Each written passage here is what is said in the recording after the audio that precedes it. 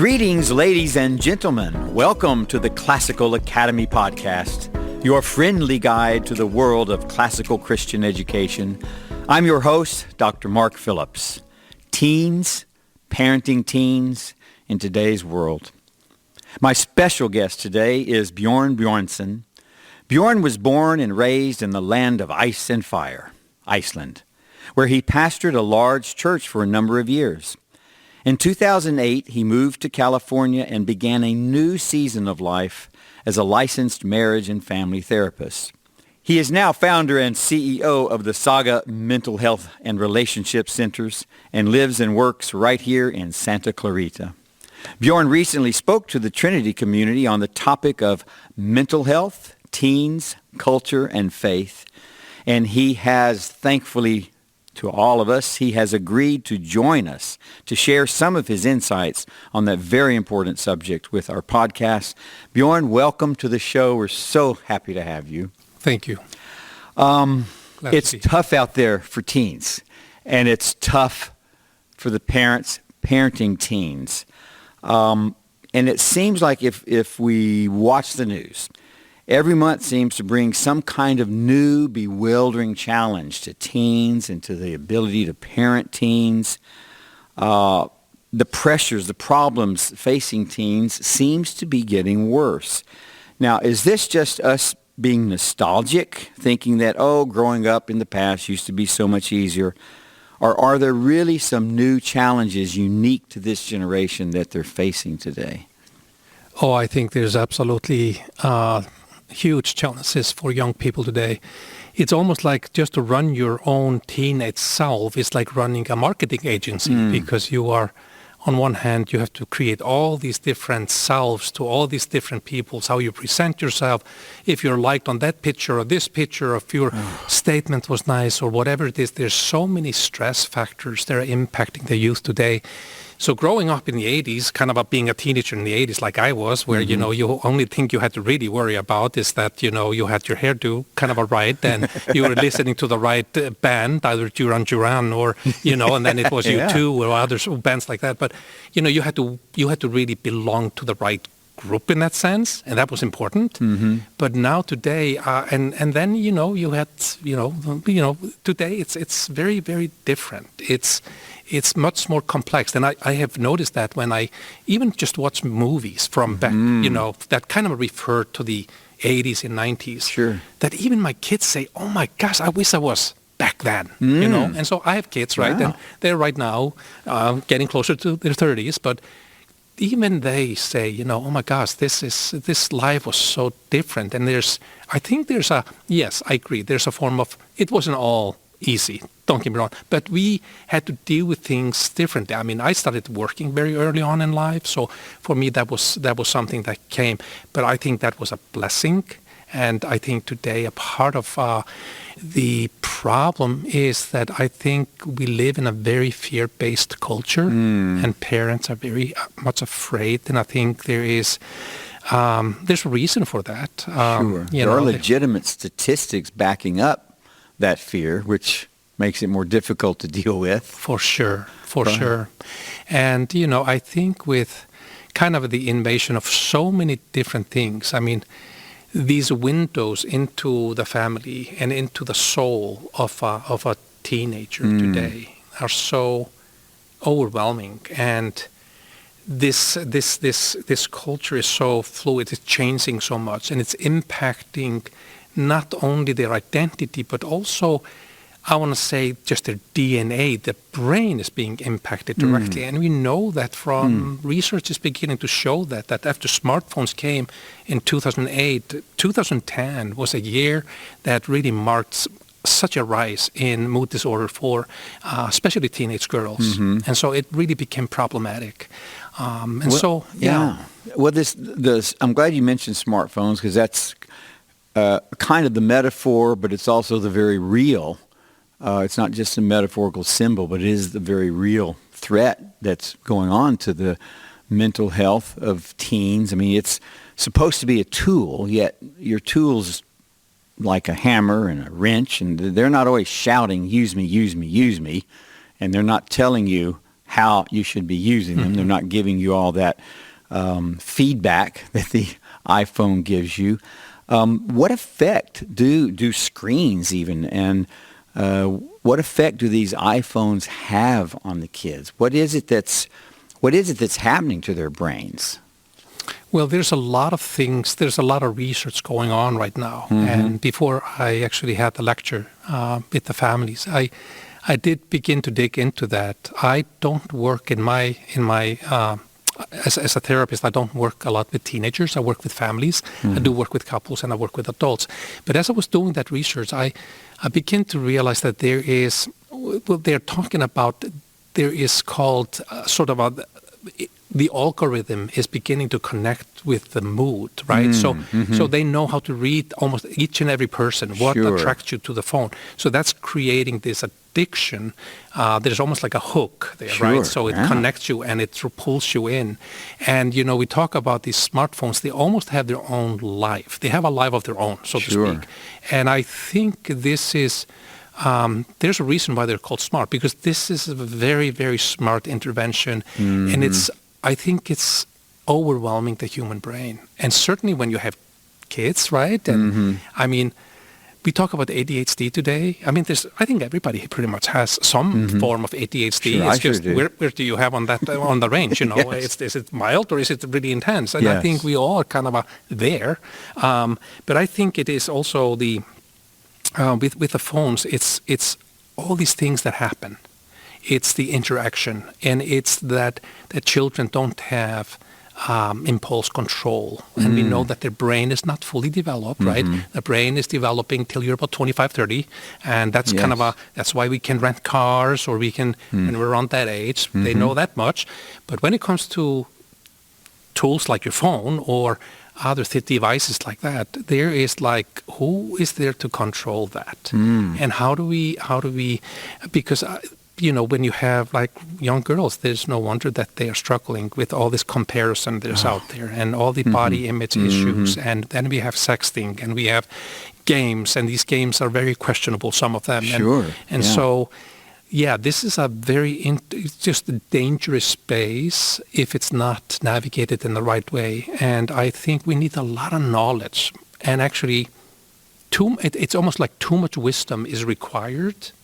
How do I use it? And we're talking about kids. But let's just be honest here. Right. Very good. Adults, right? And we see, people sit across the table, and there's a lot of jokes around this, right? Where the couple is sitting across from each other, they're both looking at the phone, and then they yell at the kid, right? So it's kind of a form of displacement for, why are you on the phone? And so there is that going on.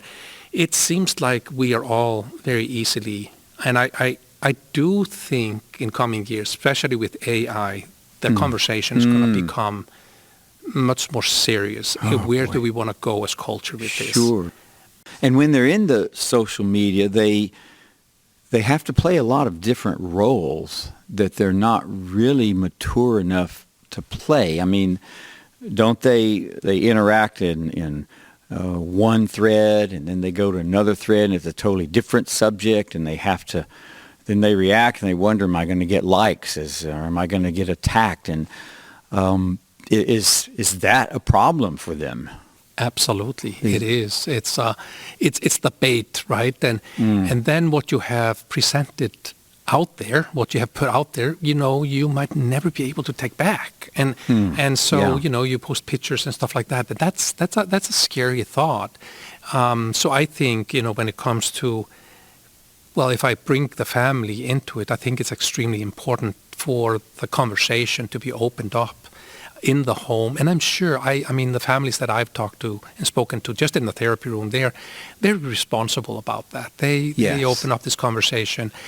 But the thing is, it's kind of like a double bind, right? It's kind of like you're damned if you do and you're damned if you don't. So if the kid begin to talk about what they're doing on the phone, right? Then the parent becomes very anxious, and now the phone is going to be removed, and now I've lost my connection. So oftentimes, kids, and I get it because I was there. I didn't tell my parents everything. I mean, that was just like no go, right? Correct. So yes. So you kind of you have that. So it's really a lot to gain if parents can actually slow down the process. They can regulate their own anxiety in the process, and I think Self-regulation is very important.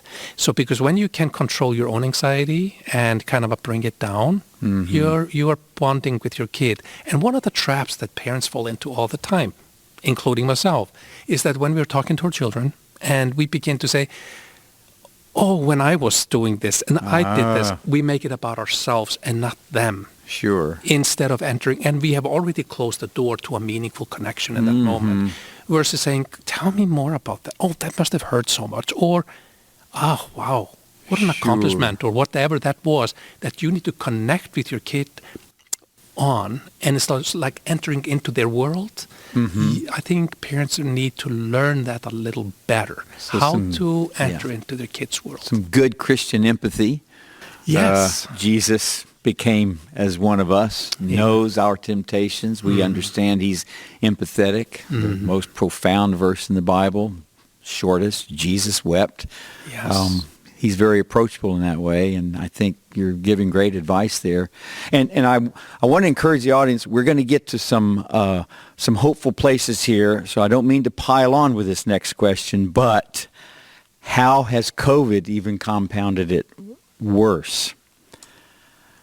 COVID is such a odd historic experience. I think I can only speak for myself. I think we all felt like we were sort of in this research room and we were being looked at through the lens of science.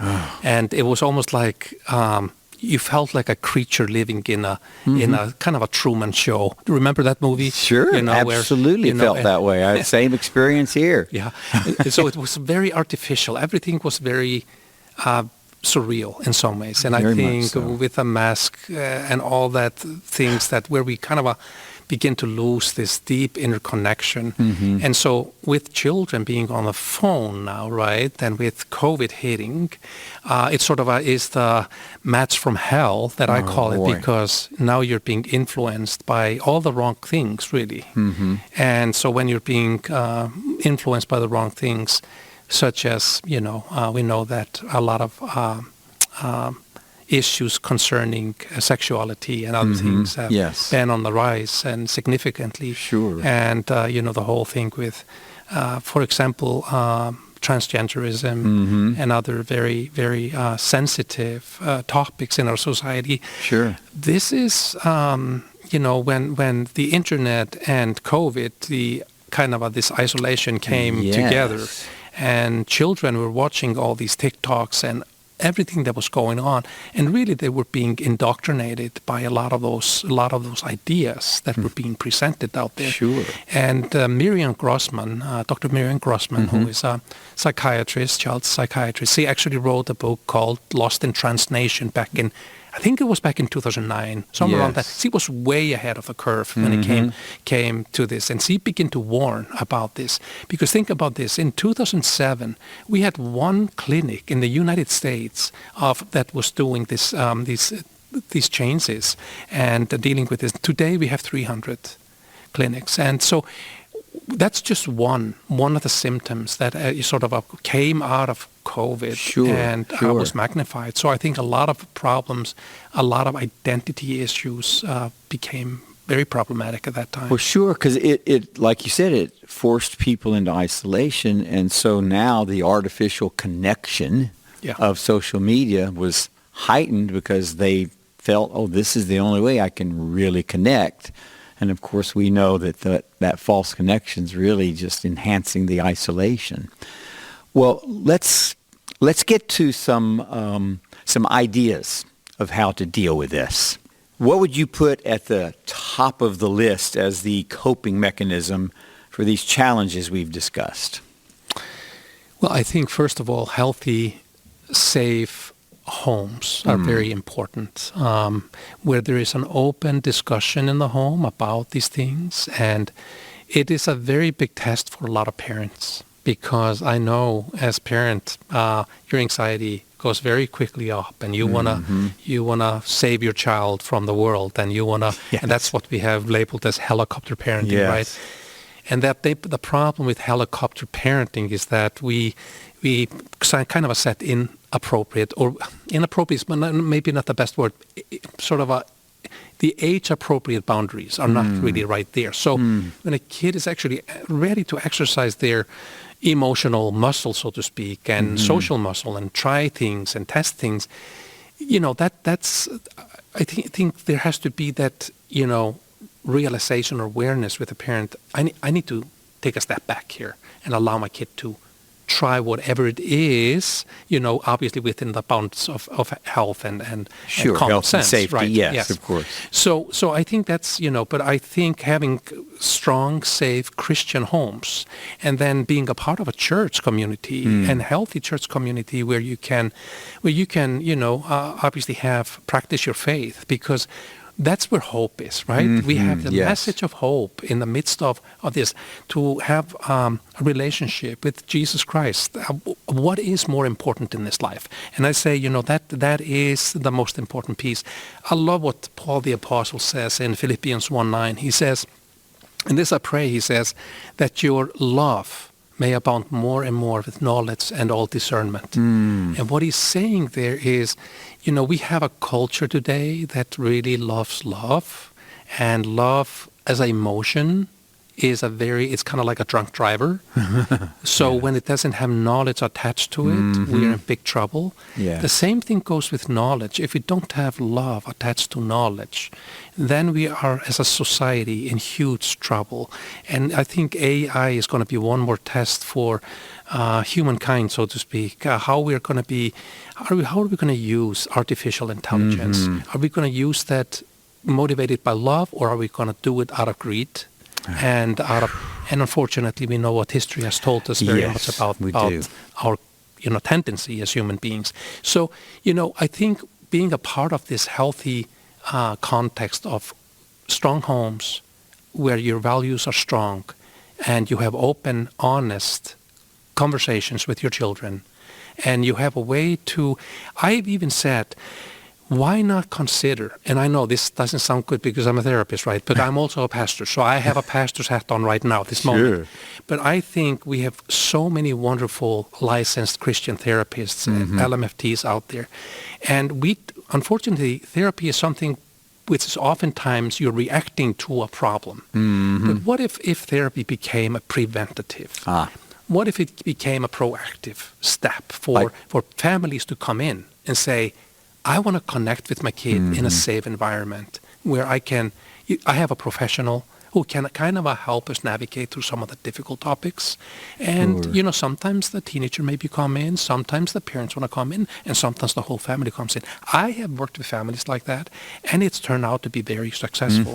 And so I just want to say there's a lot of, Saga has a lot of, for example, we have now 35 licensed Christian therapists, most of them MFTs out there, who, this is a very trusted source for the community, and we want to work with families to be almost go ahead, sort of a move in front of the cultural narrative, because there's just so much out there right now. There's so much bad influence and questionable influence, to say at least. Yes. So if you can get ahead of the narrative and create strong social context for your whether it's the church, the school, like Trinity, what an amazing school, and have that strength in the home. You have created a fortress, a very powerful fortress where you can really help your children to develop into. Yes, that's wonderful. And I know there are parents out there who maybe they've been anxious, and maybe this podcast has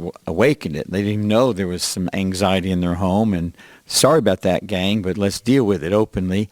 How can they reduce anxiety in the home? How can they, because this world out there is telling them, and their fight or flight mechanism, boy, you got a lot to worry about. You should really be anxious. You should be hypervigilant.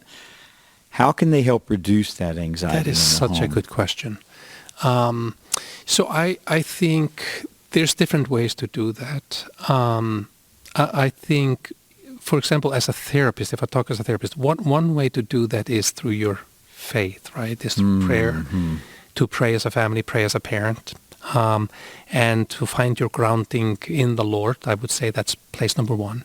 Absolutely. But if we kind of bring in the therapeutic techniques, I think, learning self and emotion regulation is a very big part of that.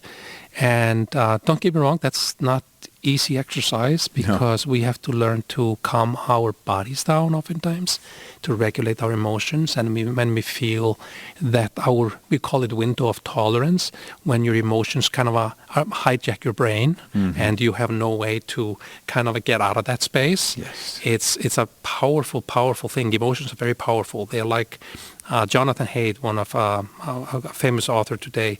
He kind of talks about the elephant and the rider. And the rider is our thinking brain, our prefrontal cortex. And the elephant, as we know how powerful the elephant is the emotional brain. And so we have to train the prefrontal cortex, the thinking brain, to learn to take over the emotional brain. And when we do that, we call it window of tolerance. And window of tolerance begins to increase, and we learn to regulate our emotions in a way that when we do that, we can have meaningful conversations with our children. We don't have to react by yelling and screaming. We can actually lower our voices. We can be a listening presence, and we can formulate mindful, thoughtful responses, and really learning to listen. And so that's a part of that learning curve. And so certainly renewing your mind daily, as the Bible says, through meditating upon the Word day and night, and Christian fellowship, praying together, that's certainly going to do this very thing that you're discussing a little more scientifically, and God, of course, knows all about it and wrote in Romans 12 about it 2,000 years ago. How wonderful.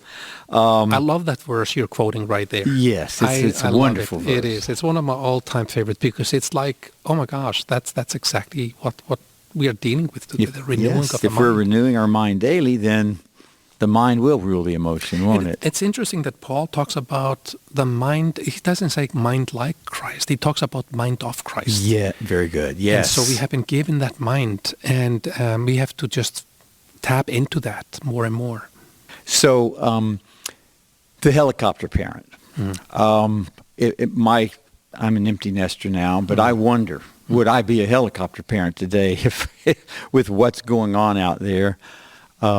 How do we balance between being the helicopter parent that is suppressing the healthy growth of the child and a parent who's way too hands-off? Where does that balance found?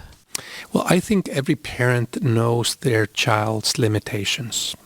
I have often said to parents when they come with their children, you are the expert in your child. You know much more about your child than I do. I might be coming here alongside with some general clinical knowledge and so on, and that's all good, but you understand your child. So I want to say to parents that use your intuition. Take a step back, and it's very good for parents to come together and to kind of have a game plan. It's so oftentimes that the parents feel that they are completely out of control, they're helpless, they don't know, and that's a very bad space to be in. So whether you are doing that in your prayer closet, praying together, or you are going to therapy, or both, or you are doing it through some other interaction where you're coming together, because if the parents are in unity, well, that system, we call it subsystem, that's the executive system in the family, so to speak. If that is working, if that relationship is working and they are connected and on the same page, the child will come alongside. And feel more secure. Absolutely. When they're unified, then, well, they must be right. They look a lot more right when they're unified than if they're fighting in front of the child or disagreeing vehemently. Exactly right. Yeah, and very good. So that's kind of where we, I think also just kind of going, how can we lower, how can we de-escalate anxiety? And that, I think, that happens through our body with calmness, not... if we are too upset about dealing with things, just let's take a time out as a parent, and I love that, to take a time out for parents, not only the kids, to go time inside. And actually, it's Daniel Siegel, who is a psychiatrist from Harvard. He kind of brought in that intervention. I love that in his book, Mindsight, and he brings in, go inside, check your own body. Yes. And if your body is all tensed up, learn to relax your body, because that will begin to transform your emotion. And I think there's so much wisdom there. Yeah. But sometimes we need that good walk, or we need to close the door, and we just need to breathe a little bit and then revisit a conversation that's difficult. I think that's one way to de-escalate anxiety. Yes. And that could be an entirely full conversation in and of itself, and that I would love to have sometime, and that is where we find this biblical wisdom in some of the modern work that may not be directly referring to the Bible, but that's certainly biblical wisdom. Be still, know that I am God. My strength is in joy in the Lord. All of these, there's a lot of wisdom out there, and I think it's good for Christians to use it and just be aware.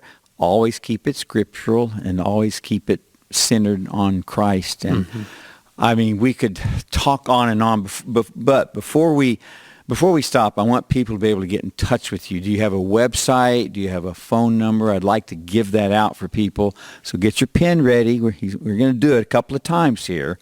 All right. So if you need to get in touch with Bjorn, you can.